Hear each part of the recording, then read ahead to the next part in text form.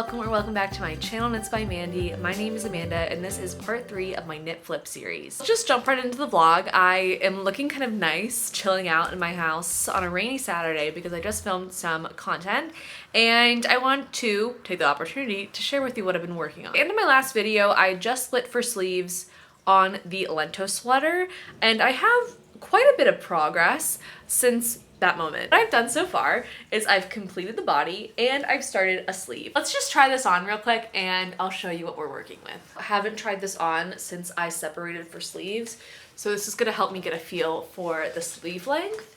I'm really liking this cropped length. I think it's cropped without being too cropped. It will grow a bit with blocking. So I'm feeling good about the length so far. I have realized in maybe like the past year or so that I feel like I have a short torso, which is fine. But I don't think I knew that about myself in comparison, I think, to my legs. I also have the sleeve going and I have done a few sleeve decreases because I ended up with a pretty wide sleeve after doing a couple extra raglan increase rounds, which looking at it, like I'm really happy with the raglan and yoke depth, but I'm playing with the idea, maybe I'll do like one more round of increases or decreases and make it straight. Just like a straight sleeve. What do you won't be able to you won't be able to give me input. I was talking about this in another video just to give it more of like a modern feel, and I just like love a straight sleeve even though it's not the most practical. But like, who doesn't want like a billowy flowy sleeve with a billowy flowy no hairy sweater? That's what I think we're gonna do. Last thing is I did give this just a normal bind off, which I haven't done in a while. I started to do a sewn bind off and it didn't look good. I didn't like it. It looked lumpy and bumpy with the mohair and I think the gauge was too big. So I just went for a regular standard bind off, and the pattern just said to bind off in pattern. I just took their advice and I went with it. I think it looks better, and I think it also looks better than the tubular was looking because it was just like the tension was very tricky, and what's the theme of this vlog series? I couldn't be arsed to figure it out. I also think today I'm gonna start working on my very V-neck raglan, which I actually just wore last night to go see Challengers. Run, don't walk, not an ad. Go see Challengers. It was so good. Best sports movie I've seen probably ever. Loved it. It was fantastic. Definitely going to be like listening to the score when I'm working to help me focus. Usually I'll listen to like Mario Kart music if I'm really like needing to focus. But this is going to be a runner-up. It's going to be a contender. So anyway, I'm going to walk through that process with you all today of what it looks like to put in a lifeline, rip back, and restart if you've never done it before. It's pretty easy and it's a little intimidating at first, but if you've done it a few times and once you get the hang of it, really like anything in knitting, it's easier than you think. There's actually not many things in knitting that I feel like are as hard as you think, other than like multi-strand color work, like in Tarsha. Like keeping balls of yarn untangled, I feel like is the hardest part of knitting. not to undersell our work, but I don't want to scare people either. I'm like really eager to get the series done, but we're very close. The sleeves I think are going to be quite quick. And I have this weekend off from classes, which I'm very excited about. So let's get knitting and let's get started, friends. All right, here's what we need if we're going to enter a lifeline into a piece of clothing. You can do it one of two ways. I'll show you one method and explain the other. I like to use scrap yarn and a tapestry needle. I also really like these tapestry needles that have a little like bend. It feels a little bit easier to manipulate things when either you're doing a sewn bind off or something like this. And I'm eventually going to need some of the extra yarn to re-knitting because this is all I have of this quantity of yarn of this Noro. I'm using a contrasting color so we can see very clearly what we're doing. I would recommend doing that. What we're basically doing is picking up legs of the stitches, putting them on yarn, and then when you rip back excess, you'll just have live stitches on your needle. So what some people do, I think if you have a smaller circumference, is you can do the same thing just with your knitting needle. I find it harder to manipulate, especially if you want to go back and make sure that you're kind of still in the same line. So I like to use the tapestry needle, but those are your options. So I'm gonna start in the back in case I mess up. And even if you do kind of like miss a stitch or two, it's actually not that big of a deal. I first learned how to do this, I felt so overwhelmed because when you start to really kind of like look at your stitches, you can get a little lost and a little dizzy. So I'm gonna put in a stitch marker here so we know where we're starting. And then we can also count up from like how many stitches up from the ribbing do we want to start at. And I find that helpful because you can see where the ribbing starts and then you can always kind of orient yourself that way. I'm gonna do 3 stitches up from the stitch marker. If you're looking at your knitting and we want to do 1, 2, 3, there's the V right there that we want. Do you see it? We want to go into this right leg and we're going to go into each right leg in this row all the way around the sweater. It takes a little time, but it's really not that bad. So that's basically the premise of the lifeline, and I will do a little time lapse and get back to you to show you what happens next.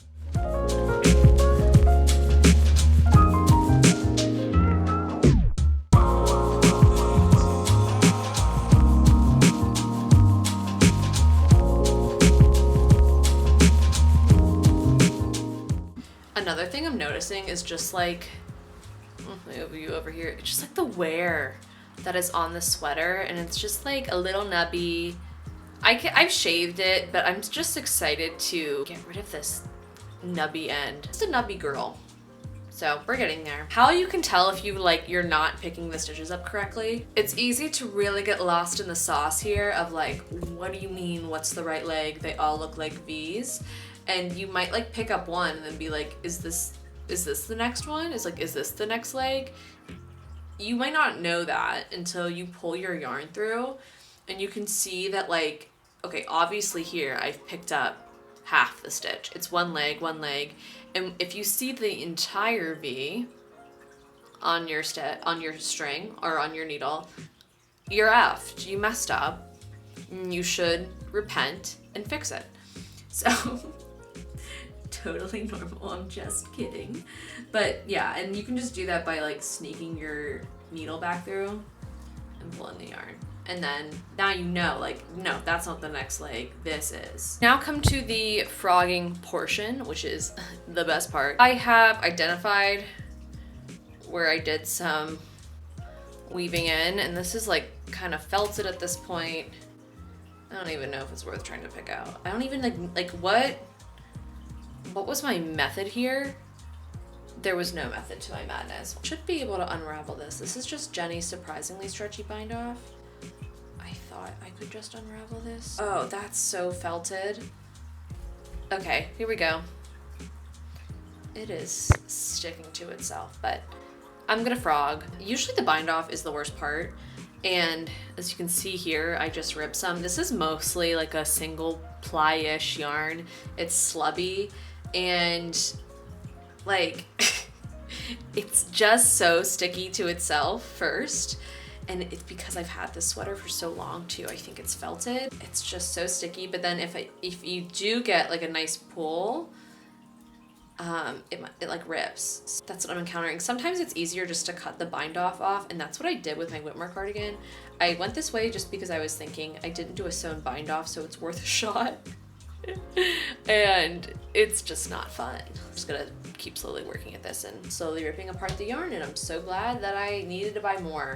We are out of the cast off edge woods, and so let the frogging continue. And it's still kind of messy and not fun, but definitely already easier.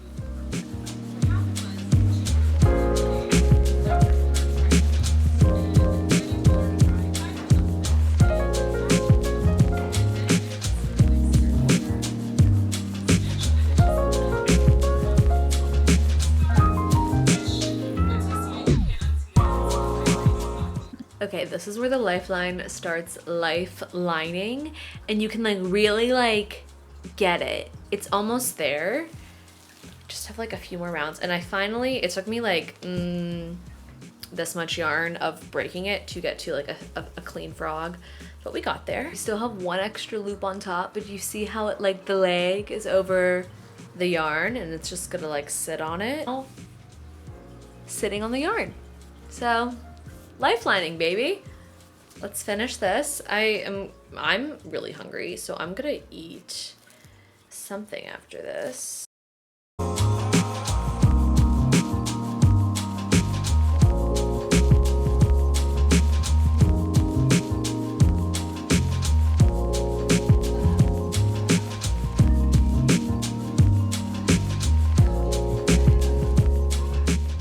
Not let the green shirt fool you into thinking that time has not passed, because it has. It's now Tuesday. I last checked in with you on Saturday. I do have some updates of what I've been working on, and yeah, I'm wearing this shirt because I really like it.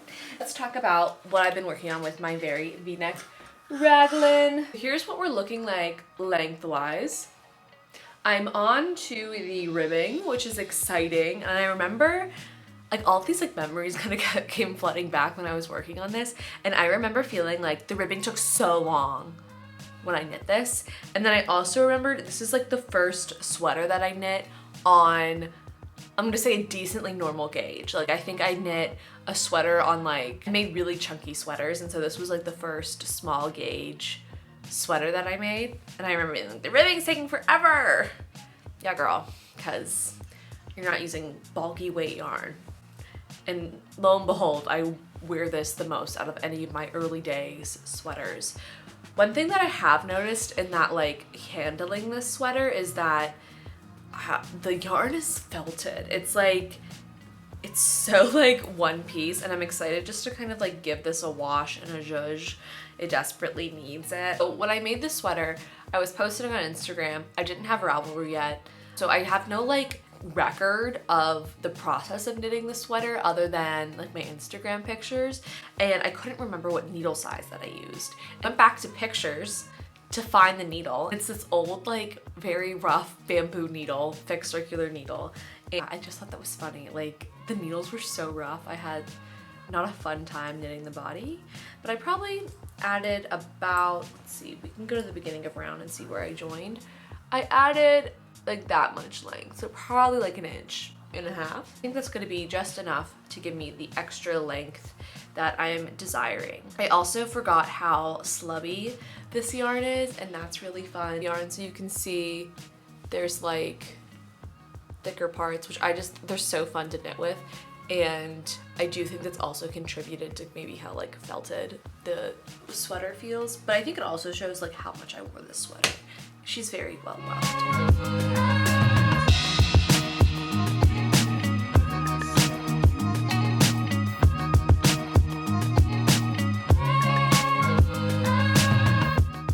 Okay, so it's now Tuesday. It's also May, so I'm trying my best to participate in Me Made May. Not every day, but just like kind of when I feel like it. And so far, so good. This is, I mean, it's May 7th, and this is my third Me Made outfit. Not too shabby, if I do say so myself. I've done a lot of work on this sweater since I've last seen you. I'm basically almost done. I did have a hiccup with a broken needle incident. What I usually would do is buy super glue and glue it together. I had super glue, but it dried out. So that was it. I went on a bit of a saga. I ended up buying these Chiagu bamboo needles. So far I like them. I did just find a splinter on them. So let me show you where I'm at with the sweater. This is what we're working with. Pardon the hole in my anchor sweater. But at first I wasn't loving how this bind off edge was looking. Last time when I did this sweater, I bound off with Jenny's surprisingly stretchy cast off, which kind of creates like this straight line of V's at the cast off edge.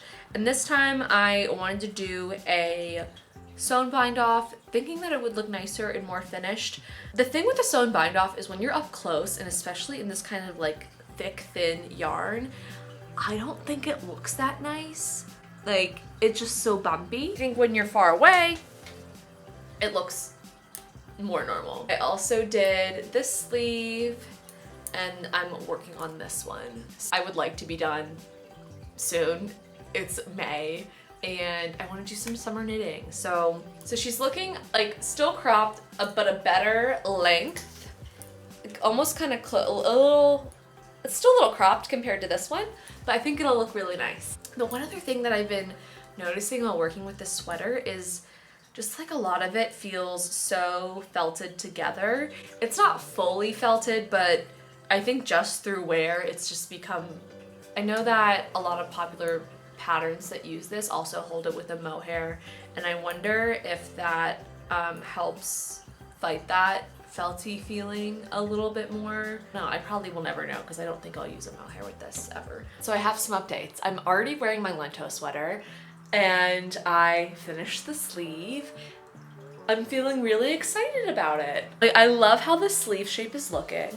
I ended up doing only about 3 rounds of decreases on the sleeve at the very beginning, so I did one almost, I think 3 every 8 rows-ish. The length will look really nice once it's blocked, and I'm feeling really good about the overall shape and feel. I think this is kind of hitting on the vibe that I wanted for this sweater. Another thing that happened, when I was winding this yarn, I was talking about how I often had to either break the yarn or put knots in it, and that came back while I was knitting this. I probably joined 4 or 5 times finishing the end of this sleeve, but like you can't tell. Next thing I have is my very V-neck raglan. So let me try that on. At the end of the day, we lengthened the hem and then I just undid the ribbing and then re-knit it just so that I could rebind it off again to make everything kind of look fresh on the edges, because I was a little, I think, hesitant about the sew and bind off. However, sometimes when you're like really in it and you're like holding the knitting like this to your face, it's hard to see the forest for the trees. And so I thought it looked bad, but seeing it now from far away, and I'm sure once it's blocked, it'll look a lot better. My action plan. It's Friday afternoon. I want to knock out the sleeve this weekend. Maybe I could even finish it by tomorrow. And I'm gonna weave everything in, going to give this girl a good shave and give these both a good wash, and then I'll be done with the series.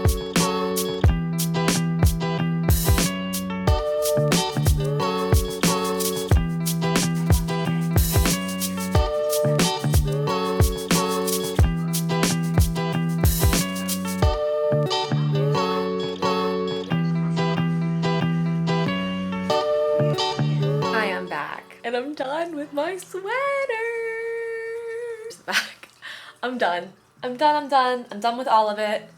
I'm done. Where's my V-neck raglan? I'm done. Done. We're done. A lot of weaving to do. Let's do it and then let's get these blocked. It's a sunny day outside, so we can put them to dry in the balcony. And yes, I'm very, very, very, very excited. Sorry I didn't show a lot of footage of this, but like really it was just me sitting on my couch in the dark watching Summer House at Vanderpump Rules. So just like close your eyes and picture that, and that's how I was finishing the sleeves to the sweater. And the valley, of course, as well. You know, we gotta get it all in on the weekend. The sleeve did come together in like 3 days, so that's great.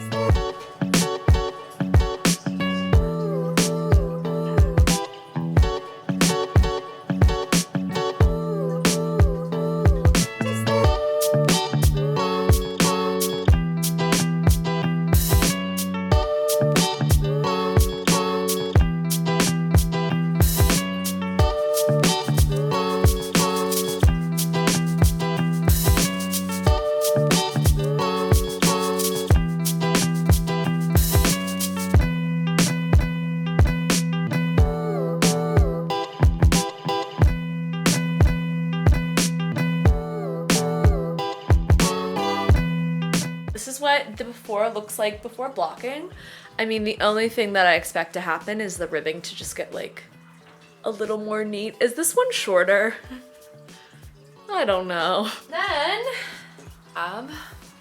the lento sweater pre-blocking, which is very exciting. I feel like some of these got a little lumpy with the weaving in, but hopefully blocking will help with that. And this is what we're looking like so far. I'm definitely hoping for a little bit more length here on the sleeves, but I think we will get that with blocking. I'm really happy with how this came out. I think that the sleeves like puff out nicely, and I think the length is perfect. It will hopefully be a transitional sweater for that reason, and I'm Really happy. Even though I went to like from a lace cardigan to like a raglan pullover, I just think I'll get way more wear out of this and it's more me.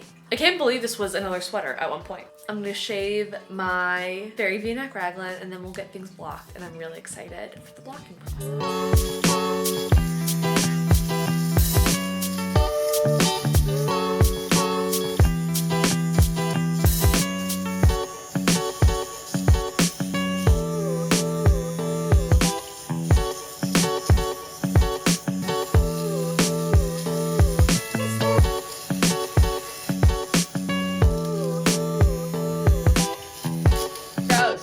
That's a lot of fuzz, I feel like, for one sweater. But there we go. She's shaved.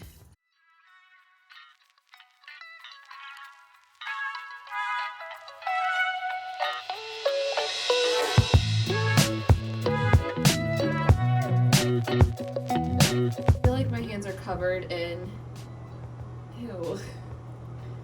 It's like when you like run your hands through your hair in the shower, except it's just like mohair and fuzz.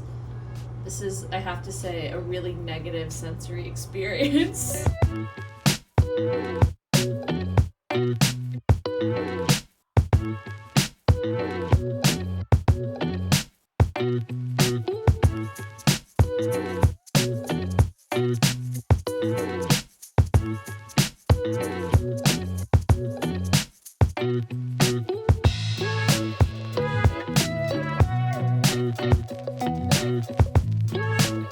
Made it to the end of this series and we've made it to the big reveal of all of my flips. I'll try them on and do a little review, I guess, of the process with you all, since this has been a 3-episode series, which I've had a lot of fun making. And let's just get into it. I've been waiting for like bright sunny lighting, but it's just been raining nonstop, and of course on the weekends. Let's get into the try on and the review, starting with my first project, which is the dyed Ingrid top. Here we have the Ingrid top, and I actually just wore this week for the first time, I think, out to therapy. And I'm just really happy with this transformation. I still don't think this is my favorite summer top that I've ever made. I think just because maybe of the fit, or I don't know, it's just like not fully 100% my favorite. However, it's very close, and I think the dye job just brought like a level of contrast that I needed and that I think I look best in with my coloring. And I think when I have a tan, it'll even look better. Dye job is really consistent in my opinion, and I think looks really nice. I'm just really overall happy with this transformation. I think this was the most fun transformation to do as well, because it was something different than knitting, to learn something relatively new and really feel like I transformed this object. So that is Miss Ingrid, the Ingrid top. My second project was the very V-neck raglan, as we all know, and I actually haven't tried this on since I blocked it. So let's try it on and see how it looks. So it's not a huge difference. I can feel and smell a difference because I just washed it and it has that like nice wool wash scent. The differences are very small. Overall, they might not appear on camera, but this feels just like a refreshed sweater. The bind off edges just look a lot nicer. I do think the bumpiness that I was worried about is a non-issue. It's still a little cropped. And I also think it kind of tense this way because there's no short row shaping in this sweater. So it just kind of has this like natural, I don't mind. I really actually like the shape of that. So overall, this is not a dramatic transformation, but one that will keep me wearing this sweater for more seasons to come. And for that reason, I think it's 100% worth it and was worth my time. This was probably the most boring one because it was just like lifelines and knitting and ribbing and binding off. And again, there's not like a huge visual payoff for this transformation, but sometimes the things that like are boring are important to do.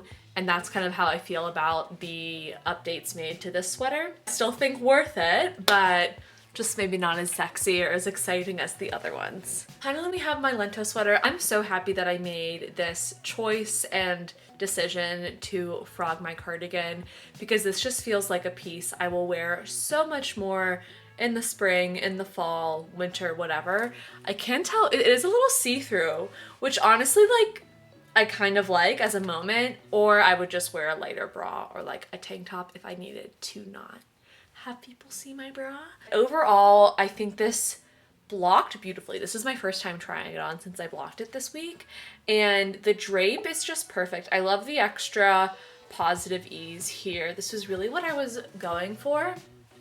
It feels comfortable and cute and casual, and I don't feel like I'm being completely strangled by mohair, which is also great. Yeah, let's take like a closer look. It's so pretty.